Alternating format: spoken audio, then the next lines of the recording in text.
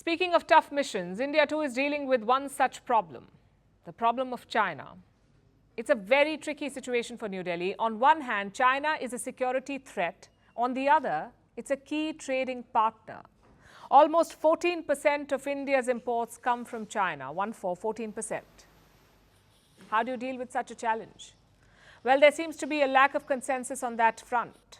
Let me take you back to the year 2020. The Galwan clashes had happened in Ladakh.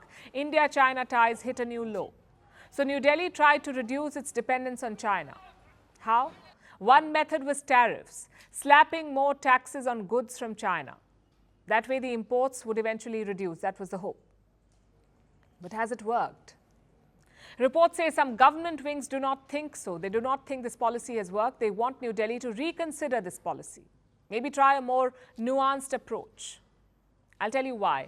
A, Indian tariffs are already high. The average was around 13% in 2014, but 10 years later, now, the average is around 18% tariffs on imports. Compare that to other developing markets. Vietnam's tariffs are close to 10%. China is 7.5% and Bangladesh is 14%. So Indian tariffs are much higher already. And B, it's affecting Indian businesses. A lot of Chinese goods are not directly consumed in India. They're processed or used as inputs, like circuit boards or chips.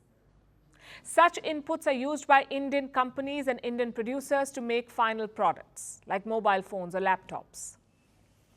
Now, assume the input becomes more expensive. What happens then? Your production cost will rise, and along with it, the final price of your product will also go up, and that's what's happening right now. Multiple departments have flagged this issue. For example, the Electronics Ministry. They wanted New Delhi to reduce the 20% tariff on certain imports. So the message is clear, ease off on the tariffs. But that's where the problem lies. India's dependence on China is increasing. In 2023, bilateral trade hit a new record, around $136 billion. This trade is tagged in China's favor. The deficit is almost $100 billion. In that context, how can India reduce tariffs? If it does, this deficit could widen. And this is the tricky situation I talked about. You need the tariffs to limit Chinese imports, but those same tariffs are hurting Indian exporters.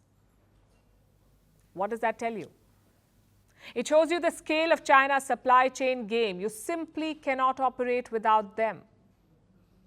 I'll give you an example. India has rolled out a scheme to boost local production.